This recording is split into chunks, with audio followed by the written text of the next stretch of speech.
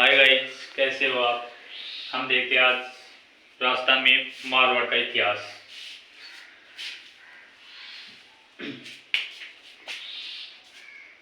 मारवाड़ का इतिहास। ठीक है, इसमें मारवाड़ में क्या था। सबसे पहले राठौड़ वंश था। राठौड़ वंश, ठीक है। इन राठौड़ वंशों की जो कुल देवी थी मारवाड़ की, वो थी नागरेची माता। नागरेची माता राठौड़ वंश था। राठौड़ वंश का जो संस्थापक था वो था राव सिन्हा। राव सिन्हा, सबसे पहले राव सिन्हा आया था कन्नौज यूपी से। राव सिन्हा आया था, वो कन्नौज यूपी से आया था और वो राजस्थान में आकर के मारवाड़ के इतिहास का संस्थापक था। मतलब राठौड़ वंश की स्थापना की थी राव सिन्हा ने। राठौड़ मारवाड़ के राठौड़ों की कुल देवी थी वो नागरेची माता थी। इससे आगे चलते हैं कि जो राठौड़ों की कुल देवी थी वो नागरेची माता थी। ये नागरेची माता की मूर्ति कर्नाटक से लाई गई थी। कर्नाटक से इसे लेकर के आया था दूहड़, राव दूहड़। ठीक है, अभी हम छोटी सी बात कर ले, इसके बारे में हम आगे चलते हैं। जैसे हम राजा वाइज, टॉपिक वाइज देखते हैं। सबसे पहले था राव सिन्हा। राव सिन्हा, ठीक है। राव सिन्हा मारवाड़ का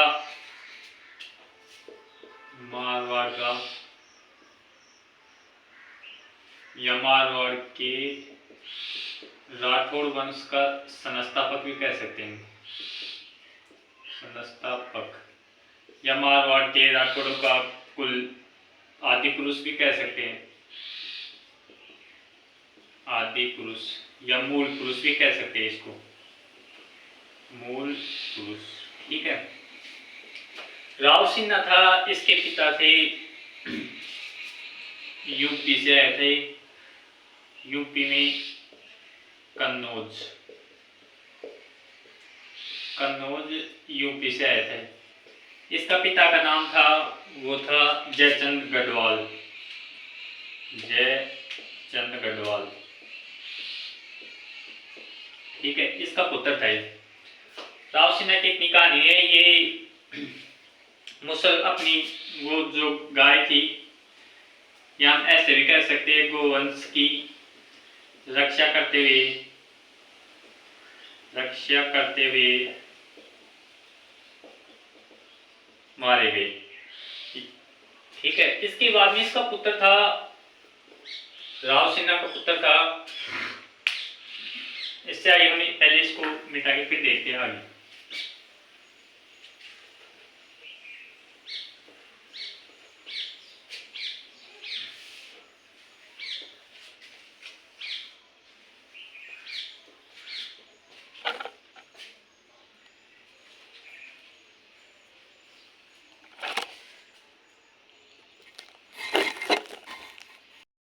राव सिन्हा था, उसका पुत्र था आसनाथ। ठीक है, आसनाथ की कोई ज्यादा खास बात नहीं है। आसनाथ कन्नौज या यूपी के मुसलमानों से युद्ध करते हुए मारे गए थे। ठीक है, युद्ध करते हुए वीर गति।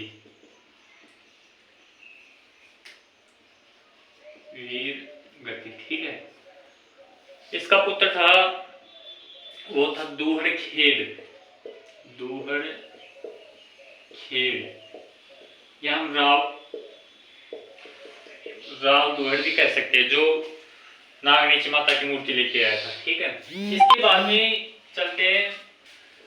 आसनाथ के बाद में ये दूसरा शासक था राठौड़ों का। अब तीसरा शासक था, वो था रावचुंडा। ठीक है, ये मोस्ट है भाई। रावचुंडा था, इसकी पुत्री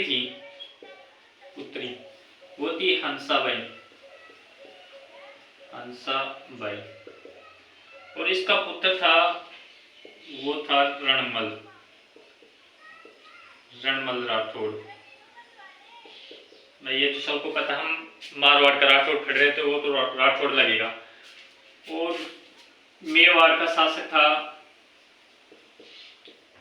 शासक था वो राणा लाखा था उस टाइम में, राणा लाखा। ये मारवाड़ का राव चुंडा था, इधर मेवाड़ का शासक था वो था राणा लाखा। राणा लाखा का पुत्र का नाम था राणा चुंडा।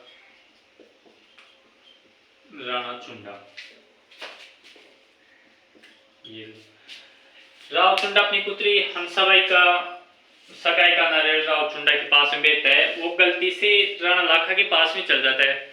राणा लाखा ने इसके नारियल को स्वीकार कर लिया। नारियल, ठीक है, सगाई का नारियल को राणा लाखा ने स्वीकार कर लिया। गलती से राणा लाखा के पास जाना चाहता था वो, लेकिन इसको गलती से राणा लाखा के पास पहुंच गया और सगाई का नारियल राणा लाखा के पास में पहुंच गया। राणा लाखा सगाई करने के लिए तैयार हो गया, लेकिन ये वृद्धावस्था में था, इसने सगाई करने के लिए तैयार हो गया। तब राव चुंडा ने कहा कि राणा लाखा, अपनी पुत्री का विवाह करने के लिए राणा लाखा तेरे से तैयार हूं, लेकिन मेरी एक शर्त है कि जो भी मेरी पुत्री हंसाबाई के पुत्र होगा उसको मेवाड़ का शासक बनाना पड़ेगा।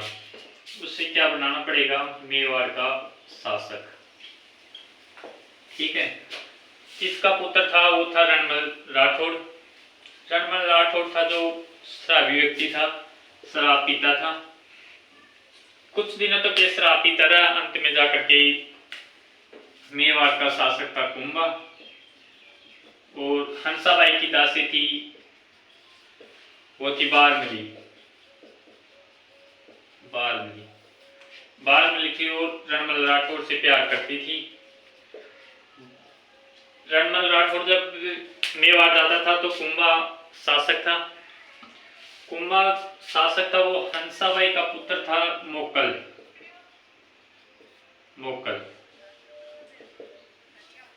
उसका पुत्र था कुंभा, ठीक है। बारमली रणमल राठौड़ से प्यार करती थी। पहले दासी थी तो साथ में लेकर के जाती थी, किसी एक दो दासियों को रानी के साथ में भेजा करता था राजा। तो दासी हंसाबाई थी रानी, उसके साथ में बारमली दासी को भेजा गया था। बारमली दासी थी, वो रणमल राठौड़ से प्यार करती थी। रणमल राठौड़ बारमली से कहता है कि हे बारमली, कुंभा को जाकर के जहर दे दे और उसकी मृत्यु हो जाए। फिर दोबारा जाकर के रणमल राठौड़ ने कहा कि बारमली, कुंभा को जहर दे, लेकिन इसने नहीं दिया जहर। तो बारमली कुंभा से वो प्यार करने लग गई थी, क्योंकि वो मेवाड़ चली गई थी। कुंभा ने बारमली से कहा कि बारमली जाकर के रणमल राठौड़ को जहर दे दी, और बारमली जाकर के रणमल राठौड़ को जहर दे देती है। रणमल राठौड़ की मृत्यु हो जाती है। इसके बाद में हम आगे लेके चलते हैं। यहाँ से एक कहावत भी है। इसका पुत्र था राव जोधा, रणमल राठौड़ का। तब कुंभा ने इसकी मृत्यु करवाई थी रणमल राठौड़ की। तब एक कहावत भी है कि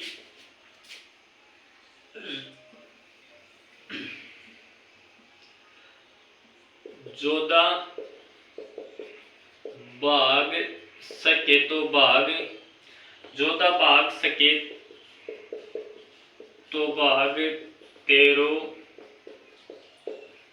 बाप रणमल मार्यो जाए। तब कुंभा ने एक बात कही थी कि जोधा भाग सके तो भाग, तेरो बाप रणमल राठौड़ मारे जाए, ठीक है। तब राव जोधा था, वो जाकर के काउनी गांव में, बीकानेर में काउनी गांव में जाकर के छुप जाते हैं। उसके बाद में शासक बना था मेवाड़ का राव जोधा, वो मारवाड़ का। देखते हम इसके आगे मारवाड़ का वो शासक बनता है राव चुंडा के बाद में, वो बनता है राव जोधा,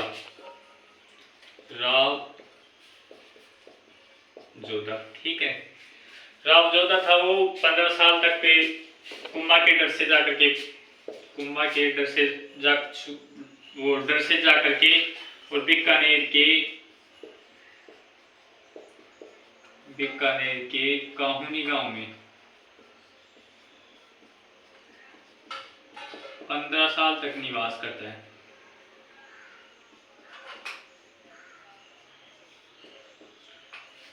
1453 की बात है। इधर मेवाड़ का शासक था, वो था कुंभा, और इधर मारवाड़ का शासक था, वो था राव जोधा, या जोधा कह सकते हैं, कोई दिक्कत नहीं। इन दोनों के बीच में संधि होती है, संधि। उस संधि का नाम है आवल बावल की संधि, आवल बावल की संधि। इसे ही कहते हैं हम मेवाड़ मारवाड़ की संधि, मेवाड़ मारवाड़ की संधि। यह संधि किसने करवाई थी? वो करवाई थी हंसाबाई ने। अभी हमने हंसाबाई पढ़ा था, राव चुंडा की पुत्री थी। हंसाबाई राव जोधा की तो दादी लगती थी, और इसकी कुंभा की तो दादी लगती थी, राव जोधा की बुआ लगती थी। ठीक है, आगे चलते हम इसी राव जोधा के अंदर।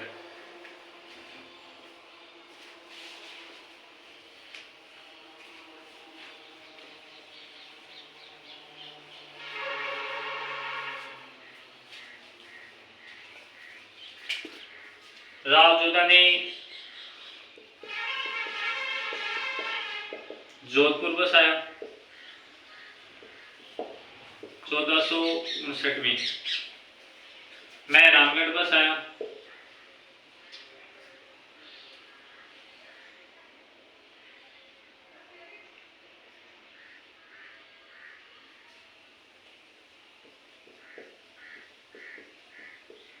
1459 में।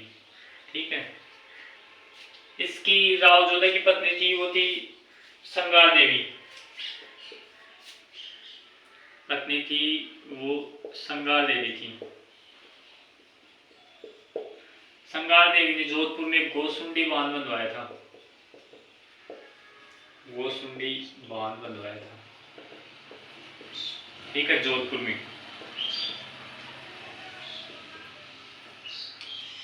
मैं रामगढ़ बसा दिया था 1459 में, और जोधपुर बसा दिया था 1459 में। मारवाड़ का वास्तविक संस्थापक या प्रथम, इसे राव जोधा को मारवाड़ का वास्तविक संस्थापक भी कहा जाता है इसे, और मारवाड़ का प्रथम संस्थापक, मारवाड़ का प्रथम प्रतापी शासक भी कहा जाता है, प्रतापी शासक। ठीक है, राव जोधा को। इसके बाद में हम लेकर के चलते हैं, इसने मैरानगढ़ में चामुंडा माता की मूर्ति भी बसाई थी, चामुंडा माता की मूर्ति, चामुंडा माता की मूर्ति भी इसने ही बसाई थी मैरानगढ़ में। इसके बाद में लेकर चलते हैं, इसका पुत्र था, वो था राव जोधा का पुत्र राव बिका, राव बिका, और एक था वो था सातल देव, सातल देव। ठीक है, इसके बाद में मारवाड़ का शासक बनता है राव बिका।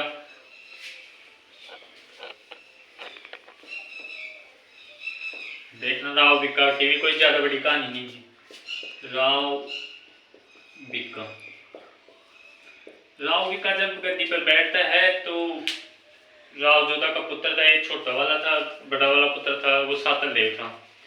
राव जोधा, राव बिका गद्दी पर बैठा, तब राव बिका ने वो राव बिका गद्दी पर बैठा तो राव जोधा ने कहा कि तूने मेरे एक वचन को पूरा करना होगा। राव बिका ने कहा ठीक है पिताजी, मांगो वचन क्या है।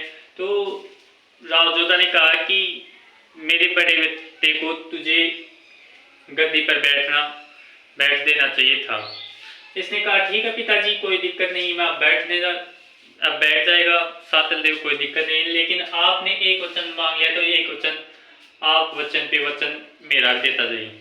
तब इसने वचन पे वचन मांग लिया, कहा कि जो भी मारवाड़ में राव सिन्हा का जो शासन था, सख्त था, या जो कोई हस्तियां थी वो मेरे को दे दीजिए। इतना कह करके ये बीकानेर चला जाता है,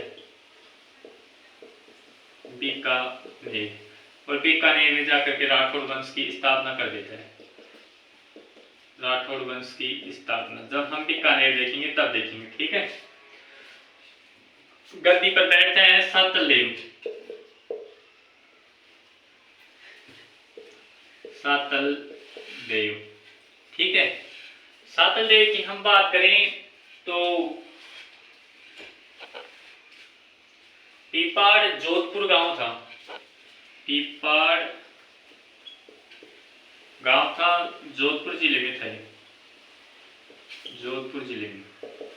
यहाँ पर 140 कुंवारी कन्याएं, 140 कुंवारी कन्याएं गणगौर पूज रही थी।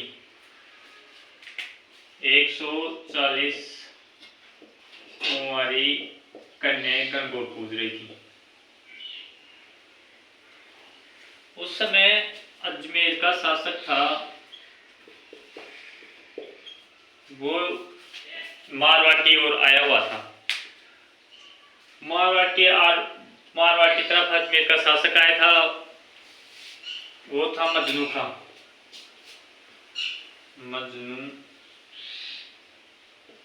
खां उसका शासक था।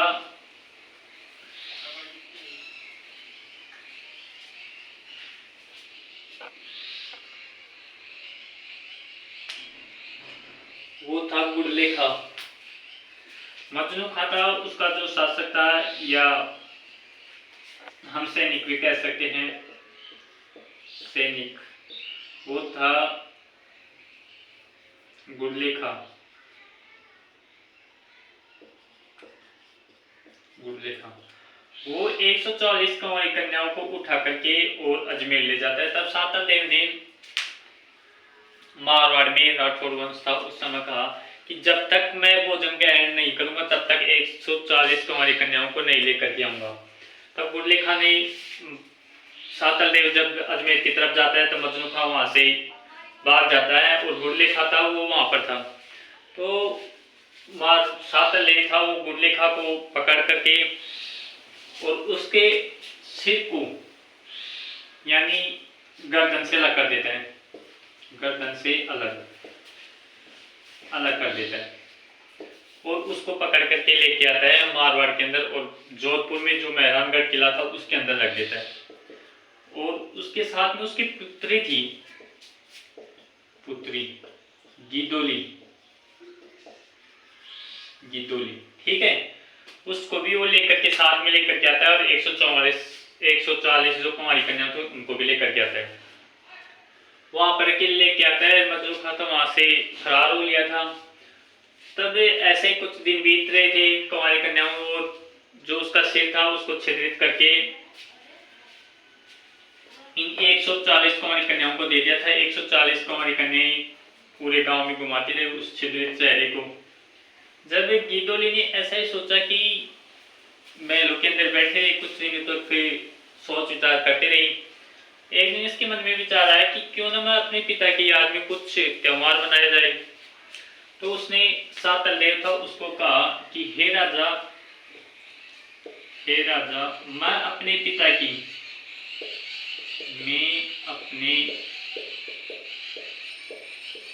की याद में कुछ त्योहार मनाते थे, ठीक है। सातलदेव ने कहा कि ठीक है मनाओ, क्या मनाओ। तब गिदोली ने गुड़ले या गुड़ला त्योहार की शुरुआत की थी, त्योहार। तो एक क्वेश्चन भी पूछा जाता है कि गुड़ला त्योहार कहाँ पर मनाया जाता है। वो सबसे पहले मारवाड़ी में मनाया गया था, ये राठौड़ वंश में मनाया जाता है। गुड़ला त्योहार है वो, ये कब मनाया जाता है तो ये मनाया जाता है चैत्र कृष्ण अष्टमी को मनाया जाता है। गुड़ले खां त्योहार गणगौर पर मनाया जाता है, ठीक है। और एक हमारी कन्याओं के द्वारा ही मनाया जाता है, ठीक है। इसके आगे हम देखते हैं वो है राव सूजा। इसका पुत्र था सातलदेव का, वो था राव सूजा। राव सूजा